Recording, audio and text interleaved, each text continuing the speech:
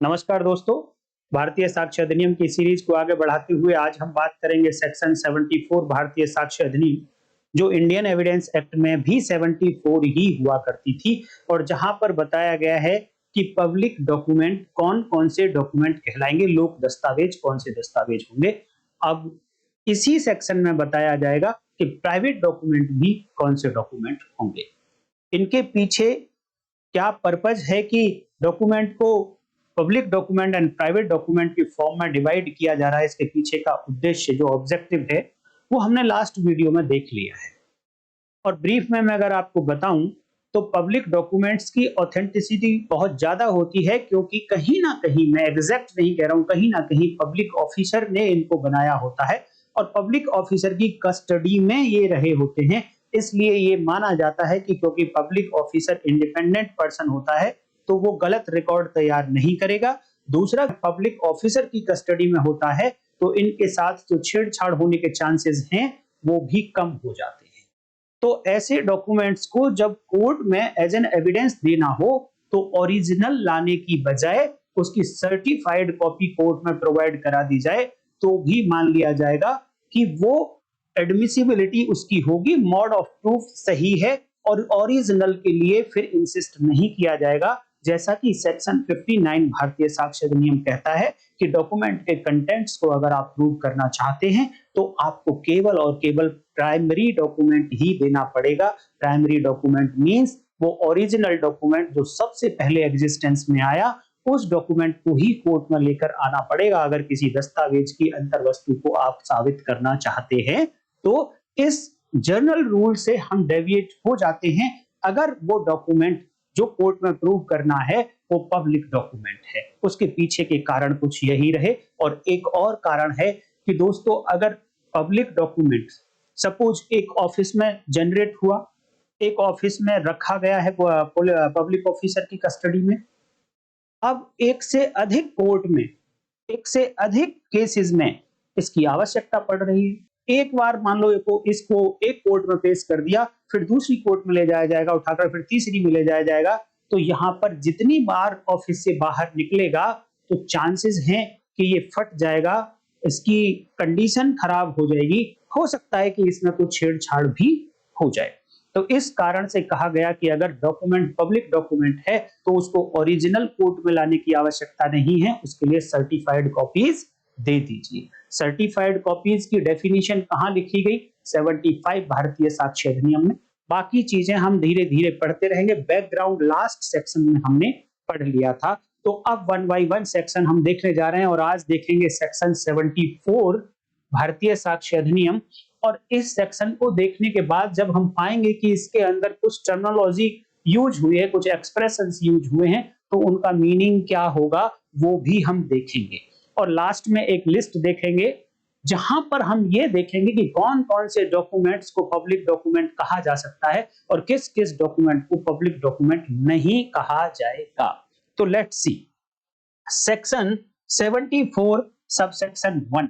Subsection 1 के अंदर दो क्लॉज हैं, clause A and clause B, and एक है सबसेक्शन 2। तो सबसेक्शन 2 पढ़ लेते हैं सबसे पहले। और सबसेक्शन 2 में कहा गया कि all other documents except the document referred to in subsection 1 are private documents. It means section 74 subsection 2 में डेफिनेशन दी गई है प्राइवेट डॉक्यूमेंट की, व्यक्तिगत दस्तावेज की, और सिंपल इतनी सी डेफिनेशन कि जो डॉक्यूमेंट सबसेक्शन 1 में नहीं दिए गए हैं, सबसेक्शन 1 बोले तो सबसेक्शन 1 की क्लॉज ए एंड बी में जो डॉक्यूमेंट नहीं दिए गए हैं वो सभी डॉक्यूमेंट प्राइवेट डॉक्यूमेंट कहलाएंगे। इट मींस ये कोई डेफिनेशन नहीं है, सिर्फ एक्सक्लूसिव डेफिनेशन है, इंक्लूसिव भी नहीं है, ये एक्सक्लूड करके कि आप इन सबको एक्सक्लूड कर दीजिए तो बाकी बचे हुए डॉक्यूमेंट सब प्राइवेट डॉक्यूमेंट होंगे। तो इसलिए ये हैं क्या जिनको हमें एक्सक्लूड करना है, तो उसके लिए देखिए सबसेक्शन 1 क्या कहती है, पब्लिक डॉक्यूमेंट कौन से होंगे। The following documents are public documents. It means यहां पर भी डेफिनेशन जनरली नहीं दी जा रही है, जो मीनिंग है वो नहीं बताया जा रहा। यहां पर एक लिस्ट दी जा रही है कि अगर डॉक्यूमेंट ऐसा है तो उस डॉक्यूमेंट को पब्लिक डॉक्यूमेंट या लोक दस्तावेज कहेंगे। कौन कौन सी लिस्ट है? लिस्ट को थोड़ा सा आपको ध्यान से पढ़ना है। पहले क्लॉज ए में देखेंगे, एक लिस्ट क्लॉज ए में दी गई और एक लिस्ट क्लॉज बी में दी गई। जो बी वाली क्लॉज है, यहां पर जो पब्लिक डॉक्यूमेंट लिखे गए, इनकी वैल्यू थोड़ा कम है। दूसरा, जो क्लॉज ए में जो डॉक्यूमेंट लिखे गए हैं पब्लिक डॉक्यूमेंट, इनकी वैल्यू थोड़ा ज्यादा है। क्यों ऐसा डिफरेंस है, वो मैं अभी आपको आज समझाने की कोशिश करूंगा। तो क्लॉज ए में देखिए, सिंपल सा अगर हम क्रक्स पढ़ें क्लॉज ए का कि पब्लिक डॉक्यूमेंट होंगे क्या, तो लैंग्वेज लिखी है डॉक्यूमेंट्स फॉर्मिंग द एक्ट्स और रिकॉर्ड ऑफ द एक्ट्स।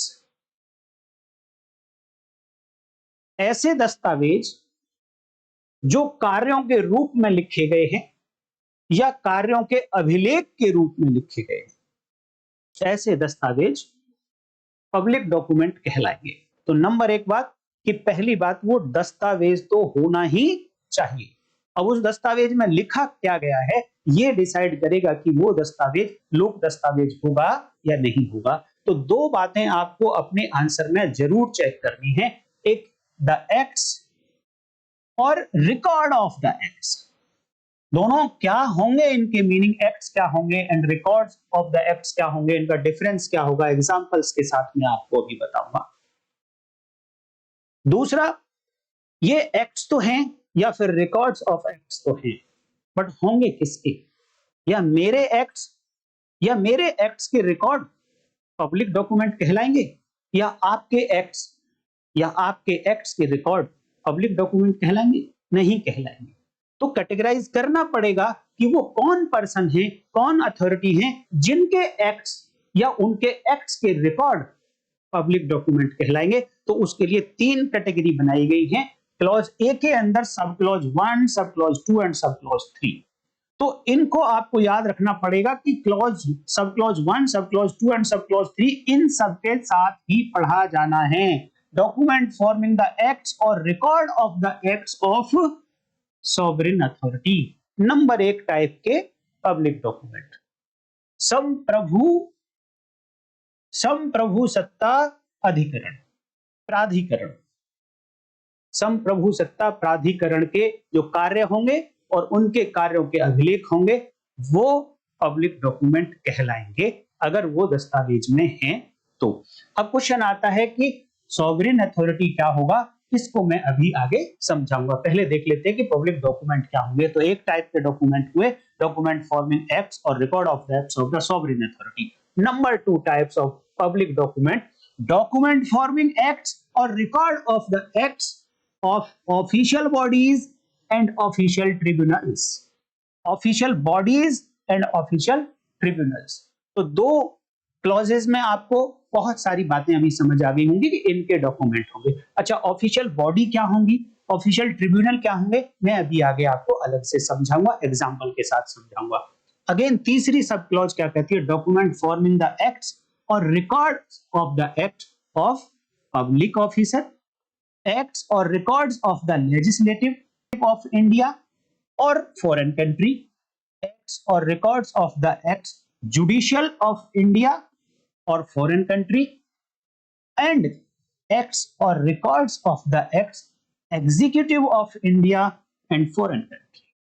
अर्थात यहां जो तीसरी क्लॉज है, इसके अंदर चार बातें लिखी गई। Number 1 public official, number 2 legislative of India, number 3 judicial of India, number 4 executive of India. और यही बातें फॉरेन कंट्री, विदेशों के भी यही चार लोग होंगे। अगर इनके एक्ट हैं या इनके एक्ट के अभिलेख हैं तो वो भी पब्लिक डॉक्यूमेंट कहलाएंगे।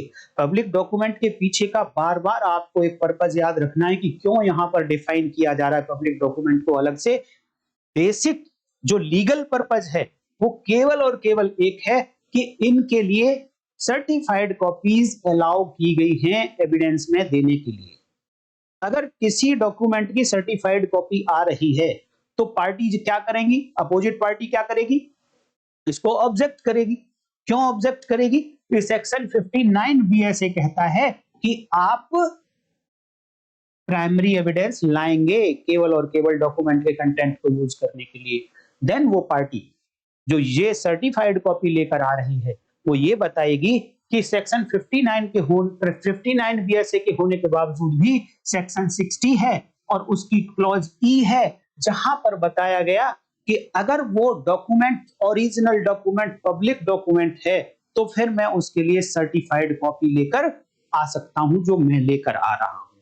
तो प्रूव करना पड़ेगा उस पार्टी को कि ये डॉक्यूमेंट जिसकी मैं सर्टिफाइड कॉपी एविडेंस के रूप में दे रहा हूं, डॉक्यूमेंट के कंटेंट को प्रूव करने के लिए, वो पब्लिक डॉक्यूमेंट है। और अपोजिट पार्टी को यह प्रूव करने में ताकत लगानी है कि वो डॉक्यूमेंट पब्लिक डॉक्यूमेंट नहीं है। तो जब तक दोनों लोग आप जान नहीं लेंगे कि क्या पब्लिक डॉक्यूमेंट है और क्या पब्लिक डॉक्यूमेंट नहीं है, तब तक आप कैसे उस सर्टिफाइड कॉपी को अलाउ या डिस अलाउ करेंगे। अगर आप जज हैं तो भी आप कैसे उसको डिस अलाउ और अलाउ करेंगे सर्टिफाइड कॉपी को। इसलिए मजबूरी हो जाती है कि आपको ये समझना है कि पब्लिक डॉक्यूमेंट क्या होता है। तो फॉरेन कंट्रीज के public officer, legislative of foreign country, judicial and executive of foreign country, इनके एक्ट्स और इनके एक्ट्स के रिकॉर्ड जो डॉक्यूमेंट की फॉर्म में हैं, इनको भी पब्लिक डॉक्यूमेंट क्यों बनाया गया? क्योंकि पर्पज है कि क्या इनकी भी सर्टिफाइड कॉपी अलाउ कर दी जाए। तो बेसिक रूल आप देखिए कि विदेश के अंदर ये ओरिजिनल डॉक्यूमेंट रखा हुआ है, वहां से आप क्या ओरिजिनल कॉपी इंडियन कोर्ट में लाकर प्रोड्यूस कर देंगे? नहीं कर पाएंगे।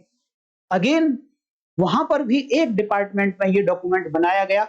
अब एक से अधिक कोर्ट्स में अगर जाना है तो क्या हर जगह हम यही डॉक्यूमेंट लेकर जाएंगे? नहीं।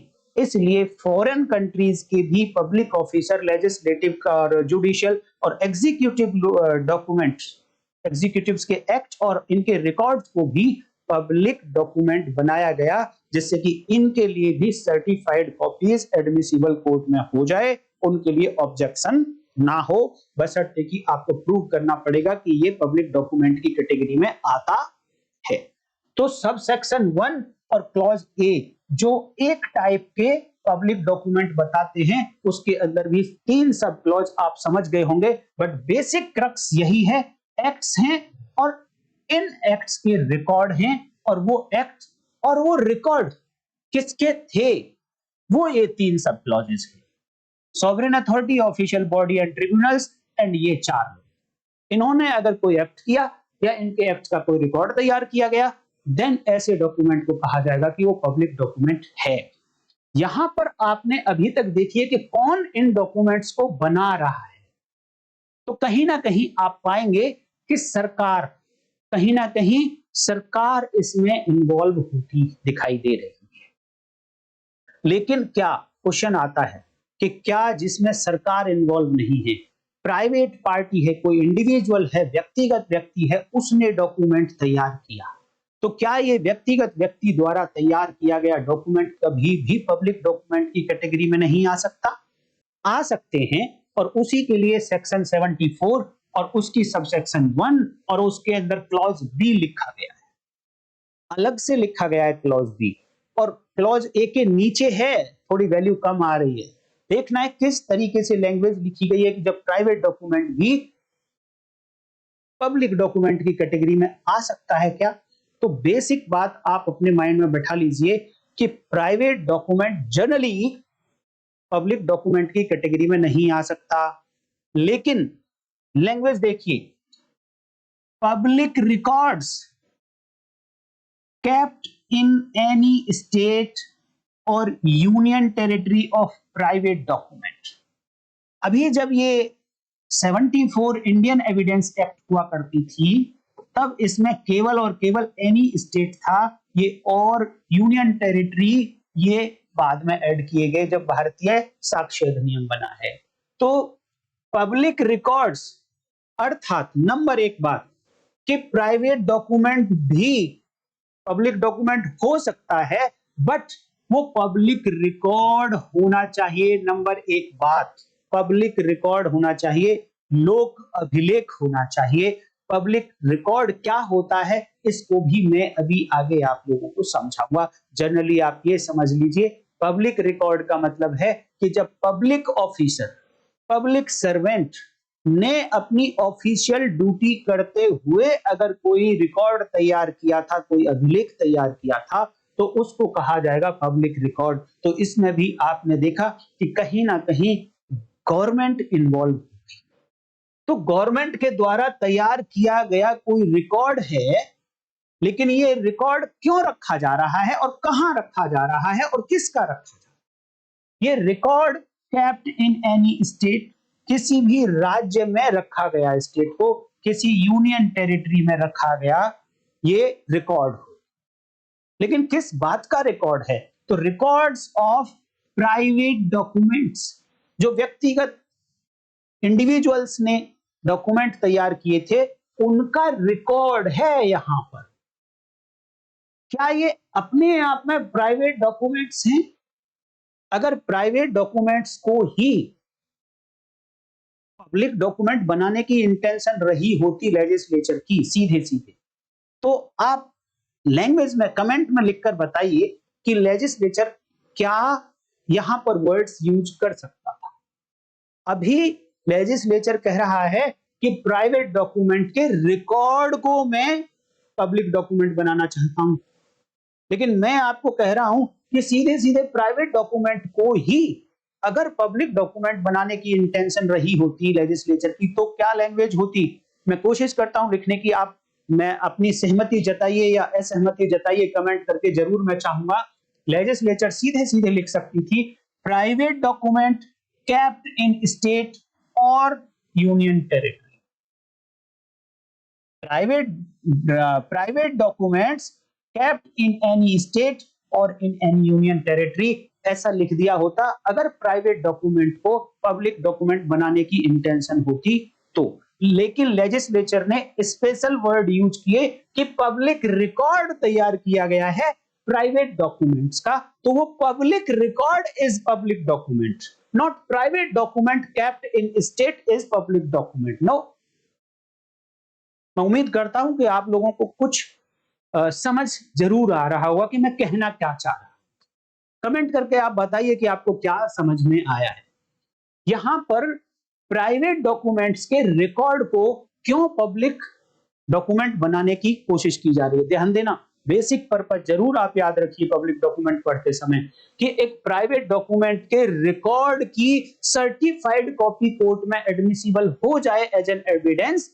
इस पर्पस के लिए प्राइवेट डॉक्यूमेंट के रिकॉर्ड को पब्लिक डॉक्यूमेंट बनाने की कोशिश की जा रही है। अगर सीधे सीधे प्राइवेट डॉक्यूमेंट को जो किसी राज्य ने या यूनियन टेरिटरी की कस्टडी में है वो, अगर उसको सीधे सीधे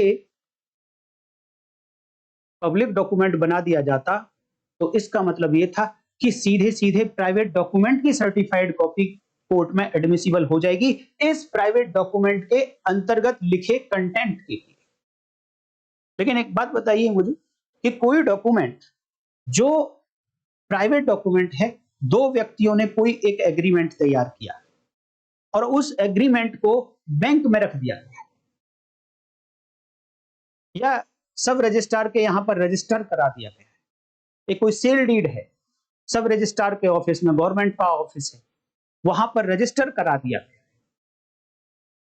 तो क्या इस डॉक्यूमेंट के, इस सेल डीड के कंटेंट को वेरीफाई करना इस ऑफिस की ड्यूटी होगी? क्या ये ऑफिस ये चेक करेगा कि इस डॉक्यूमेंट के अंदर जो कंटेंट लिखे गए, फैक्ट्स लिखे गए, स्टेटमेंट्स लिखे गए, आर दे ट्रू, सत्य है क्या ये? अगर ये सब करने लग गया वो ऑफिस, तो उसकी ड्यूटी पूरी नहीं हो सकती। और अगर ऐसा वेरीफाई नहीं कर सकता कोई पब्लिक ऑफिसर जिसके यहां पर ऐसा प्राइवेट डॉक्यूमेंट रखा जा रहा है, तो ऑथेंटिसिटी कम हो गई उसकी सत्यता की। और सर्टिफाइड कॉपी क्यों अलाउ की जा रही है कोर्ट में ओरिजिनल की बजाय? क्योंकि वो ऐसे डॉक्यूमेंट हैं क्लॉज ए वाले जो सरकार ने बनाए हैं, सॉवरेन ने बनाए हैं, पब्लिक ऑफिसर ने बनाए हैं, ऑफिशियल बॉडी ने बनाए हैं, तो माना जाएगा कि वो सच है। लेकिन यहां डॉक्यूमेंट प्राइवेट पर्सन ने बनाया है, व्यक्ति ने, प्राइवेट व्यक्ति ने बनाया है, उस पर, उसकी ऑथेंटिसिटी पर इतनी आसानी से विश्वास नहीं किया जा सकता। हाँ, इस बात का जरूर रिकॉर्ड हो सकता है कि एक सेल डीड थी, एक ए ने कोई प्रॉपर्टी बेची, बी ने प्रॉपर्टी खरीदी, दोनों के बीच में एक सेल डीड रजिस्टर हो गई। ये सेल डीड को लेकर दोनों पार्टी सब रजिस्ट्रार के ऑफिस में गए, रजिस्ट्रार के ऑफिस में गए, वहां पर रजिस्ट्रार ने पूछा दोनों से कि हाँ आप लोगों को पैसे मिल गए हैं, प्रॉपर्टी मिल गई है, तो उन्होंने कहा हाँ जी मिल गई है। उन रजिस्ट्रार ने अब इस डॉक्यूमेंट को रजिस्टर कर दिया। रजिस्टर करने का मतलब क्या है? रजिस्टर करने का मतलब है कि वो सब रजिस्ट्रार अपने ऑफिस में अपने रजिस्टर में रिकॉर्ड मेंटेन करेगा, वो होगा पब्लिक रिकॉर्ड। अपने रजिस्टर में रिकॉर्ड मेंटेन करेगा कि मेरे पास कौन कौन व्यक्ति आए, किस पर्पज के लिए आए, और मैंने किस रजिस्ट्रेशन नंबर पे उनको रजिस्टर कर दिया है, किस डेट में रजिस्टर किया, कौन कौन विटनेस थे। बस इतनी सी बात वो अपने रजिस्टर में मेंटेन करेगा। तो ये सारी बातें जो अपने रजिस्टर में उसने मेंटेन की हैं, ये किसने तैयार की है? एक पब्लिक सर्वेंट ने, पब्लिक ऑफिसर ने तैयार किया है इस रिकॉर्ड को। वो उसका अपना रिकॉर्ड है, ये कोई प्राइवेट व्यक्ति का रिकॉर्ड नहीं है। प्राइवेट व्यक्ति का रिकॉर्ड वो सेल डीड है। तो वो सेल डीड अपने आप में पब्लिक रिकॉर्ड, पब्लिक डॉक्यूमेंट नहीं होना चाहिए। पब्लिक डॉक्यूमेंट वो रजिस्टर होना चाहिए सब रजिस्ट्रार का, जिसके अंदर वो छोटी सी डिटेल रखी गई, that is called public record of private document. Private document का रिकॉर्ड है।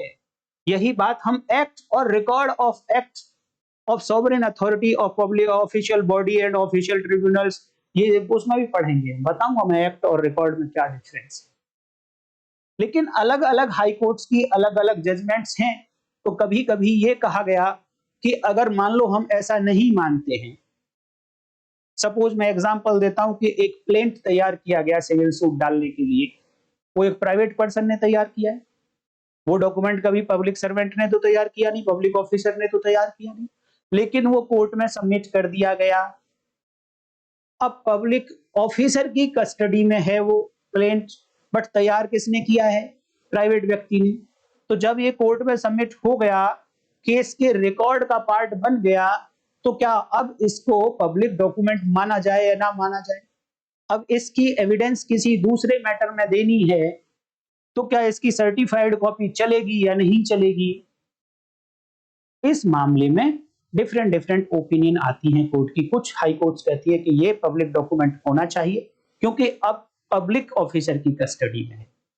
कुछ लोग कहते हैं कि नहीं, ये प्राइवेट पर्सन ने डॉक्यूमेंट तैयार किया है, हाँ उतना रिकॉर्ड कि इस डेट पर ये प्लेंट आया, इस पर्सन ने ये प्लेंट फाइल किया, जो कुछ रिकॉर्ड अगर पब्लिक सर्वेंट ने कुछ मेंटेन किया है इस प्लेंट के रिगार्डिंग, तो वो रिकॉर्ड पब्लिक डॉक्यूमेंट की कैटेगरी में आएगा। देखेंगे इसके बारे में भी, आगे देखेंगे। बट मैं ये उम्मीद करता हूं कि डेफिनेशन के नाम पर जो लिखी गई है यहाँ पर डेफिनेशन सेक्शन 74 में, वो आपको जरूर समझ आ गई होगी।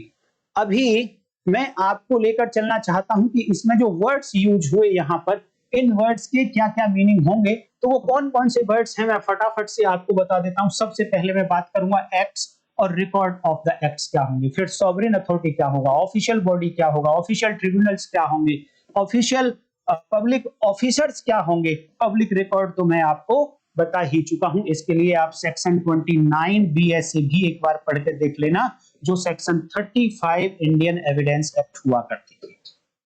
अब मैं लेकर चलना चाहता हूं आपको इन वर्ड्स के मीनिंग पर कि ये क्या कहती है।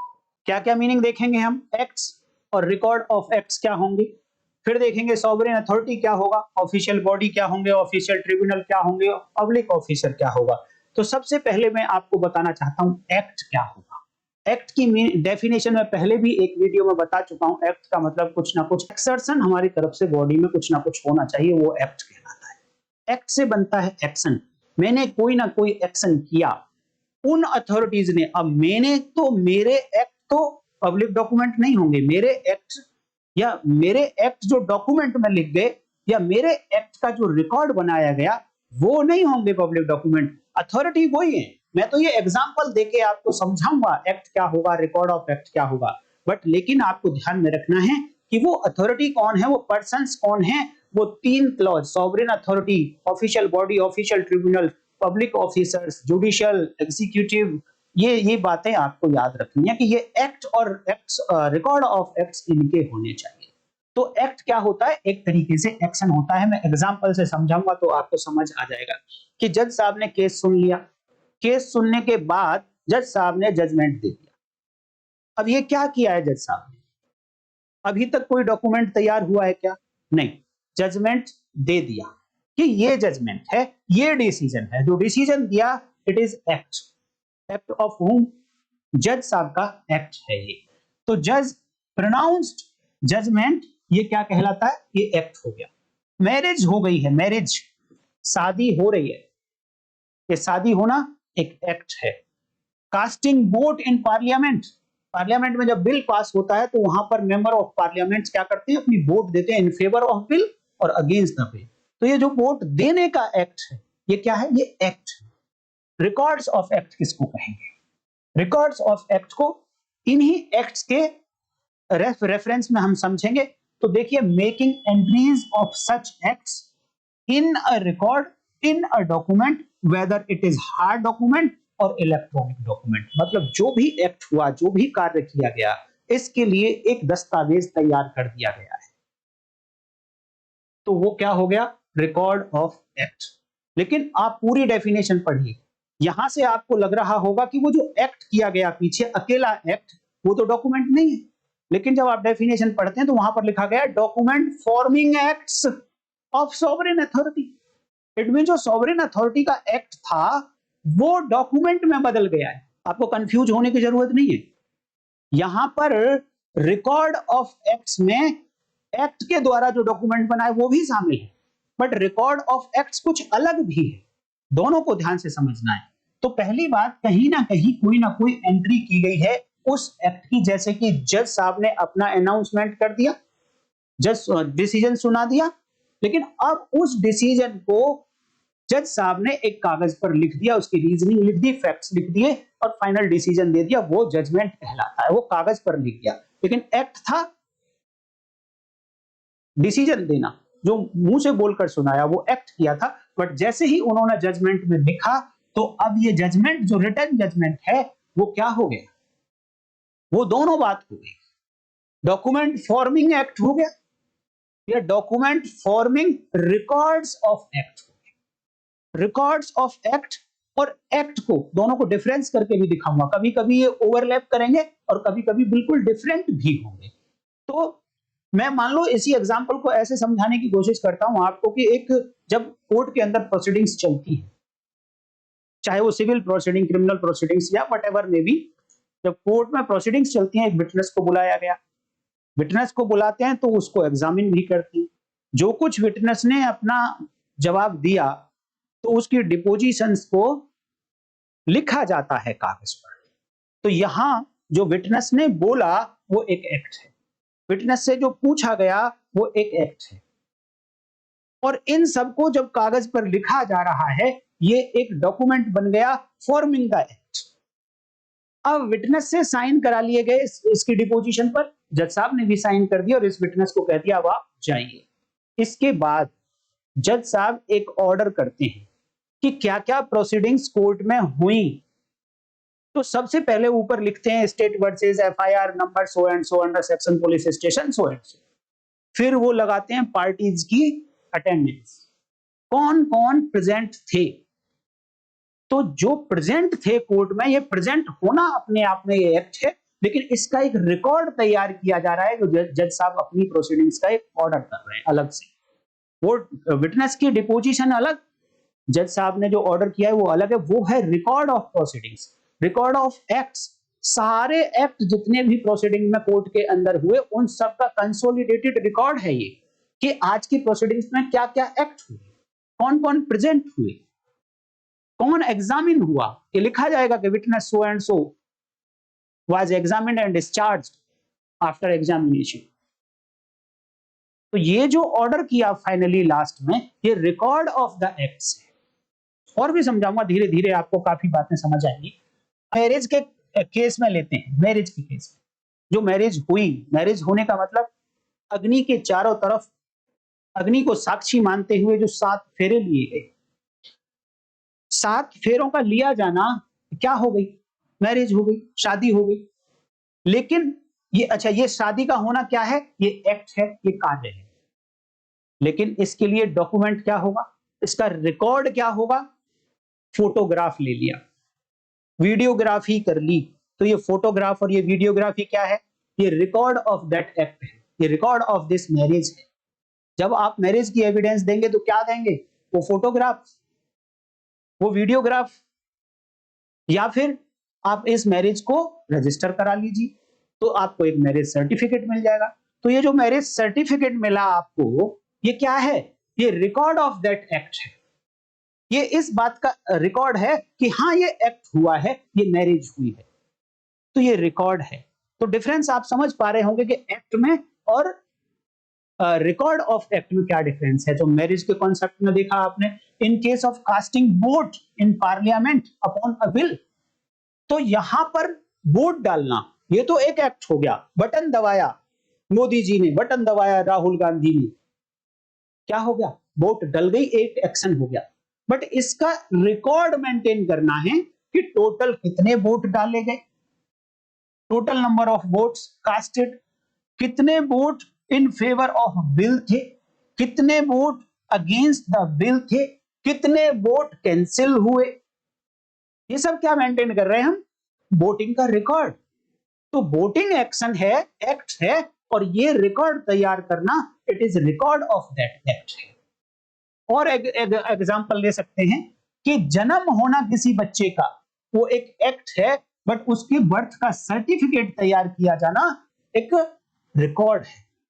दूसरा, सिमिलरली डेथ सर्टिफिकेट के मामले में बात करें तो डेथ होना एक एक्ट है और डेथ सर्टिफिकेट एक रिकॉर्ड है। अब मैं बात करता हूं दूसरी टर्मिनोलॉजी, एक्ट और रिकॉर्ड ऑफ एक्ट तो आप समझ गए होंगे, अब आप डिफरेंशिएट कर सकते हैं, मैं उम्मीद करता हूं। अब बात करता हूं सॉवरेन अथॉरिटी।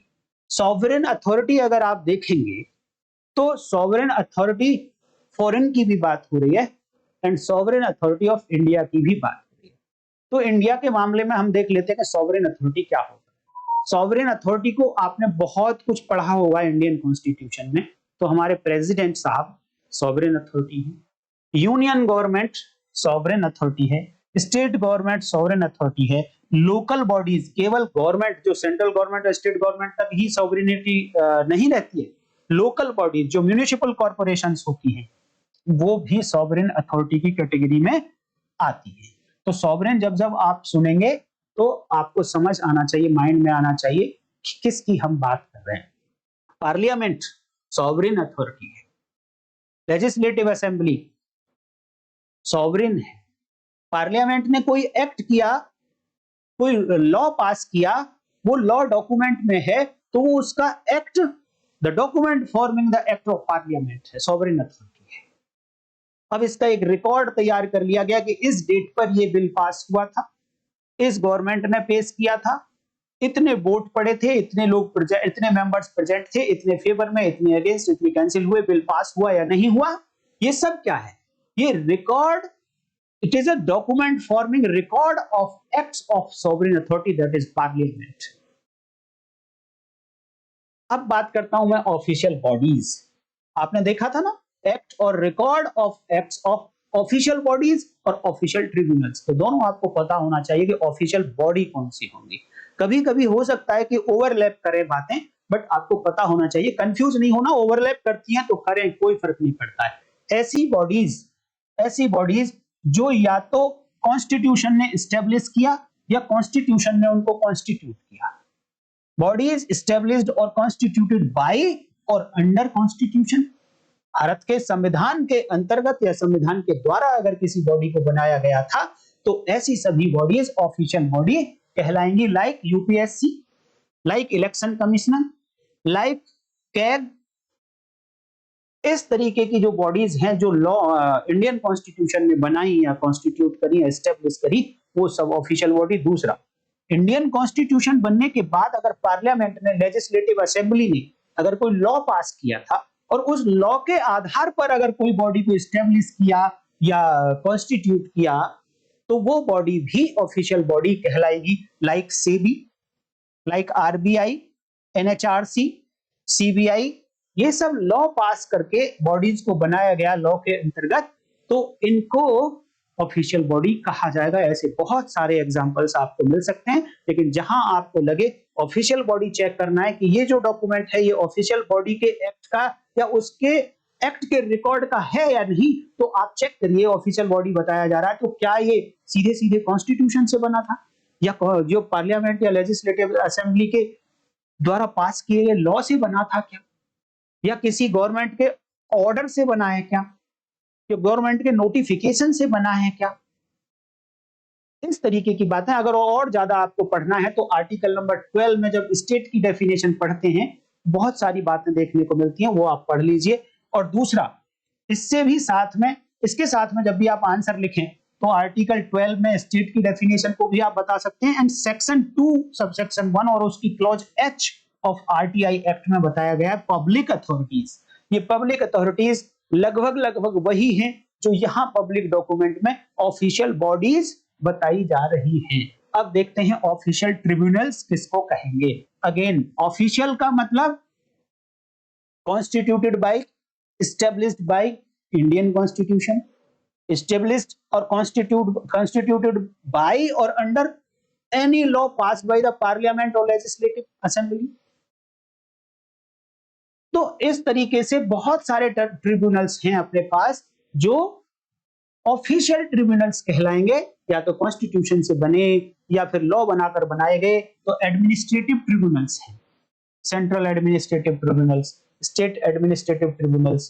जो एडमिनिस्ट्रेटिव डिस्प्यूट्स हो जाते हैं, सर्विस डिस्प्यूट्स हो जाते हैं, उनको डिसाइड करते हैं। वाटर डिस्प्यूट ट्रिब्यूनल्स, दो स्टेट के बीच में वाटर का डिस्प्यूट हो गया, कौन डिसाइड करेगा। Armed force tribunals, national green tribunals, NGT आपने खूब सुना होगा यमुना के बारे में, यमुना के बारे में तो बहुत सारे डिसीजन एनजीटी के आए। इनकम टैक्स अपीलेट ट्रिब्यूनल्स, इसके बाद में NCLT, NCLAT, national company law tribunal, national company law appellate tribunals, company law के आधार पर बनाया गया, कंपनी लॉ पार्लियामेंट ने पास किया। तो इस तरीके से आप समझ सकते हैं कि ऑफिशियल ट्रिब्यूनल्स क्या होंगे। तो सबसेक्शन 1 उसकी क्लॉज ए, उसके अंदर सब क्लॉज 1 एंड 2 में लिखे हुए वर्ड्स कंप्लीट हो गए। अब आता है क्लॉज 3 में लिखे हुए वर्ड्स, तो उसमें वर्ड्स यूज हुए हैं लेजिस्लेटिव, आपको समझाने की जरूरत नहीं है। जुडिशियल हुआ है, समझाने की जरूरत नहीं है। एग्जीक्यूटिव हुआ है, समझाने की जरूरत नहीं है, बहुत अच्छे से आप लोग समझते हैं। समझाने की जरूरत होती है पब्लिक ऑफिसर क्या होगा।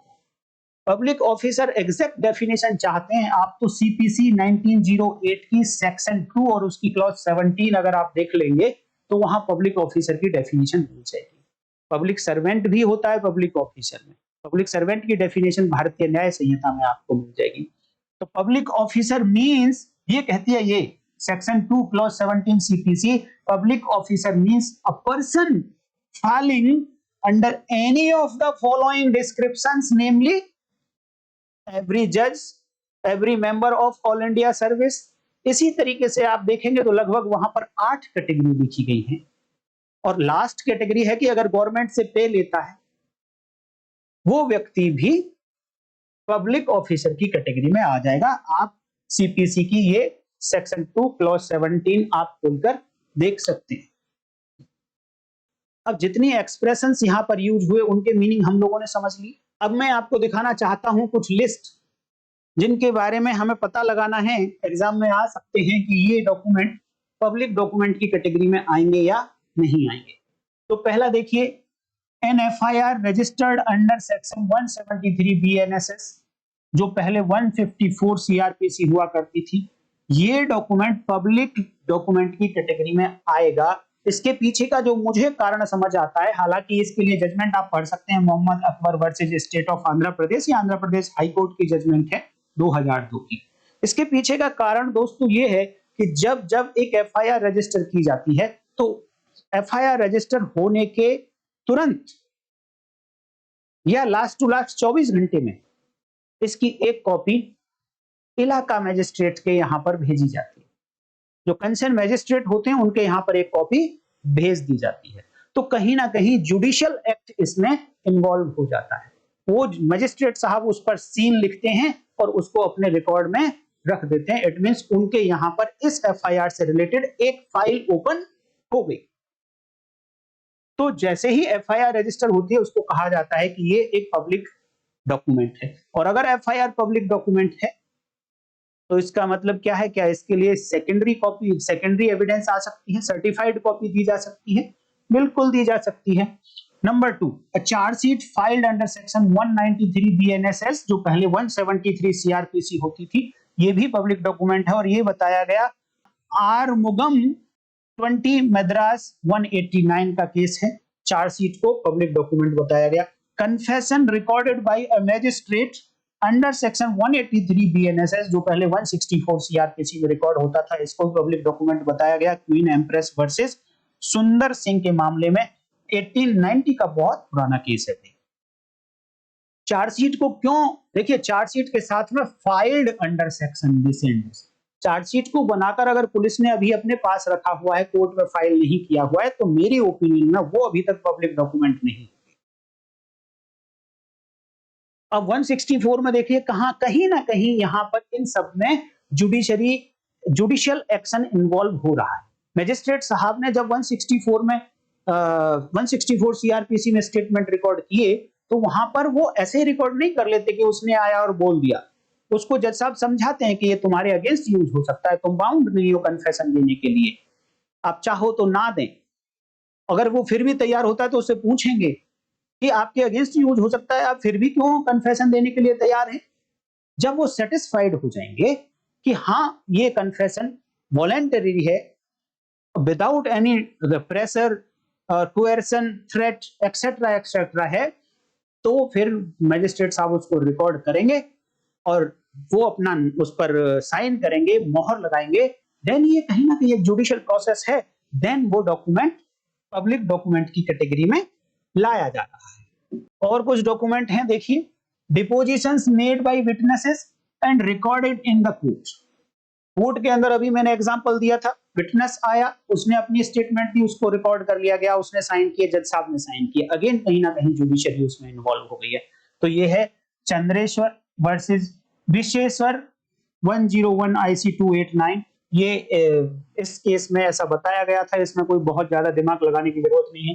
रिवेन्यू रिकॉर्ड लाइक कहानीज के पेडा जंघिया वर्सेस मंदर रेवेन्यू ऑफिसर्स मोइनाबाद 1966, ये आंध्र प्रदेश हाई कोर्ट का है।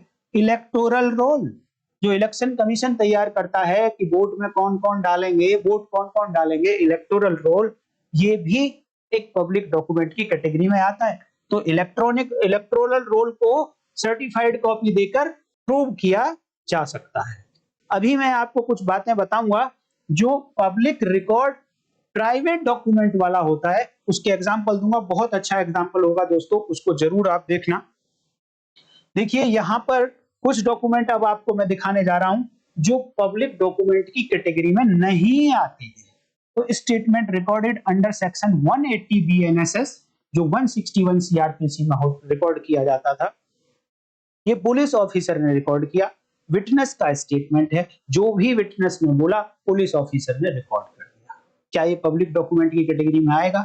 नहीं आएगा। बेशक ये पुलिस ऑफिसर पब्लिक ऑफिसर की कैटेगरी में आता है, अपनी ऑफिशियल ड्यूटी कर रहा है, इवन देन 161 CRPC का स्टेटमेंट, 180 BNSS का स्टेटमेंट पब्लिक डॉक्यूमेंट की कैटेगरी में नहीं आएगा। आप वैसे भी देख लीजिए 161 CRPC के स्टेटमेंट की कोई वैल्यू ही नहीं है, तो सर्टिफाइड कॉपी देने का क्या क्वेश्चन उठ रहा है। पोस्टमार्टम रिपोर्ट, ये थोड़ा सा इंटरेस्टिंग है। पोस्टमार्टम रिपोर्ट, इंक्वेस्ट रिपोर्ट आपने देखा होगा, जब कोई मर जाता है तो पुलिस ऑफिसर भी इंक्वेस्ट रिपोर्ट करता है, तैयार करता है to know the cause of death. तो क्या ये इंक्वेस्ट रिपोर्ट और जो postmortem, inquest report to know the cause of death, इसके जानने के लिए डेड बॉडी के ऊपर ऑटोप्सी कराया जाता है, उसका एग्जामिनेशन कराया जाता है। तो उसको जो डॉक्टर अपनी रिपोर्ट तैयार करता है, अपने उस पर साइन करता है, अपने हस्ताक्षर कर देता है, मोहर लगा देता है, इवन देन वो पोस्टमार्टम रिपोर्ट पब्लिक डॉक्यूमेंट की कैटेगरी में नहीं आता। तो पोस्टमार्टम रिपोर्ट के लिए सेकेंडरी कॉपी नहीं चलेगी, सेकेंडरी एविडेंस नहीं चलेगी, सर्टिफाइड कॉपी नहीं, वो ओरिजिनल ही कोर्ट में जानी चाहिए। एंड देन उसको प्रूव करने के लिए भी डॉक्टर का आना जरूरी है, बिकॉज मैंने आपको फिर बताया कि पब्लिक डॉक्यूमेंट उसको माना जा रहा है जो कहीं ना कहीं सत्य के नजदीक है। और पोस्टमार्टम रिपोर्ट क्या है? Nothing but opinion of doctor है, ओपिनियन ऑफ एक्सपर्ट है। और मैंने पहले ही बताया कि opinion of expert is a weak piece of evidence. ये गलत भी हो सकती है, संभावना है कि वो सही हो, संभावना है गलत हो, तो सत्य से थोड़ा दूर हो गई। तो इस कारण से कहीं ना कहीं ये ऐसा, आप देख लीजिए ज्ञान सिंह का केस है, स्टेट वर्सेस ज्ञान सिंह, उसमें postmortem is not a public record, public document ऐसा बोला गया है। The plaint and the written statement, जो अभी मैंने एग्जांपल दिया था, pleadings under code of civil procedure, ये पब्लिक डॉक्यूमेंट की कैटेगरी में नहीं आता है। इसके लिए आप ये देख सकते हैं, केस का नाम है मनबोध वर्सेस हिरासत, AIR 1926 नागपुर 339। इस तरीके से ये कुछ लिस्ट आपको देखने को मिली, जहां पर हम कह सकते हैं कि ये कुछ डॉक्यूमेंट हैं जो पब्लिक डॉक्यूमेंट की कैटेगरी में नहीं आएंगे। अब मैं आपको बताना चाहूंगा सेक्शन 74, इसकी सब सेक्शन 1 और उसकी क्लॉज बी, जहां पर बताया गया public record of private document. अब देखिए क्यों यहां पर एक प्राइवेट डॉक्यूमेंट को पब्लिक डॉक्यूमेंट की कैटेगरी में लाया जा रहा है। यहां कहीं ना कहीं लॉ कहता है कि इनका रजिस्ट्रेशन होना चाहिए। Registration is required of these private documents due to which these private documents can become a public document. हम बात करते हैं कि ये पब्लिक रिकॉर्ड क्या होता है। रजिस्ट्रेशन के मामले में कुछ एडिशनल इंफॉर्मेशन दे रहा हूं। जब आप सब रजिस्ट्रार के ऑफिस में जाएंगे तो आपको वहां पर 4 टाइप की बुक मिलेंगी। Book number 1, 2, 3 and 4। आप जब कोई रजिस्टर्ड डॉक्यूमेंट देखेंगे तो उस पर एक मोहर लगी होती है, उस मोहर में यहां पर लिखा होता है बुक कौन सी है, बुक का वॉल्यूम लिखा होता है कि वॉल्यूम नंबर कितना है, एक ही बुक के कई सारे वॉल्यूम हैं, रजिस्ट्रेशन नंबर लिखा होता है और डेट लिखी होती है, किस डेट पर ये रजिस्टर हुआ है। तो ये मोहर से पता लगाया जाता है कि ये डॉक्यूमेंट कहां रजिस्टर है, किस बुक में रजिस्टर है, क्या सही जगह पर रजिस्टर है या नहीं है।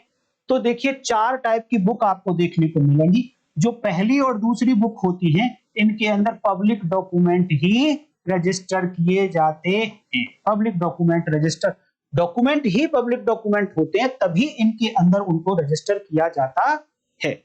नंबर 3, जो बुक नंबर 3 मिलेगी, इसके अंदर आपको सारी विल रजिस्टर करती है। जो वसीयत होती है उनका रजिस्ट्रेशन आपको बुक नंबर 3 में मिलेगा। अर्थात अगर आपने किसी बिल को देखेंगे और रजिस्टर्ड है तो यहाँ बुक नंबर कितना लिखा मिलेगा, 3rd।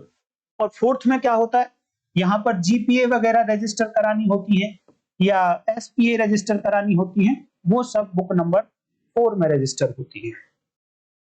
तो ये जो बुक्स हैं, ये जो बुक्स हैं 1st, 2nd, 3rd and 4th, ये है पब्लिक रिकॉर्ड, और ये पब्लिक रिकॉर्ड कहलाता है पब्लिक डॉक्यूमेंट। इनमें कोई गलत होने के चांसेस नहीं है कि इंफॉर्मेशन इन बुक्स में गलत लिखी है। हाँ, इस GPA में गलत हो सकती है इंफॉर्मेशन, क्योंकि इंडिविजुअल ने बनाया है। ये विल के अंदर गलत हो सकती है इंफॉर्मेशन। एक और नई बात कि अगर ये GPA देने वाला, SPA देने वाला या बिल बनाने वाला अगर इनकी डेथ हो जाती है, तो अब ये प्राइवेट डॉक्यूमेंट जो GPA, SPA, विल जो यहां पर एक कॉपी रखी गई है, ये अब पब्लिक डॉक्यूमेंट में कन्वर्ट हो जाती है। तो एक्चुअल में जो कंसीडर किया जा रहा है वो ये वाला रिकॉर्ड है जो बुक के अंदर रिकॉर्ड किया गया 1st, 2nd, 3rd और 4th, क्लॉज बी के लिए। मैं उम्मीद करता हूं दोस्तों कि इतनी इंफॉर्मेशन काफी है सेक्शन 74 को समझने के लिए। इंफॉर्मेशन अच्छी लगी है तो वीडियो को लाइक जरूर कर दीजिए, हाइप करिए, कमेंट करके बताइए। चैनल पर नए हैं, चैनल को सब्सक्राइब कर लीजिए, ज्वाइन कर लीजिए। ऐसी ही वीडियोस और मिलेंगी आपको इन्हीं से रिलेटेड। अब नेक्स्ट वीडियो में सेक्शन 75, जहां पर बताया गया सर्टिफाइड कॉपी क्या होगी, क्योंकि अल्टीमेट पर्पस हमारा पब्लिक डॉक्यूमेंट को समझने के पीछे का है कि इसके लिए एविडेंस के रूप में सर्टिफाइड कॉपी दी जा सकती है। ये बात बताती है सेक्शन 76, और ये बात पहले ही बता दी गई सेक्शन 60 क्लॉज ई और उसके अंदर लिखे हुए एक्सप्लेनेशन 3। तो इतनी सारी सेक्शंस को इकट्ठा हम नेक्स्ट वीडियो में पढ़ेंगे। तब तक के लिए नमस्कार, जय हिंद।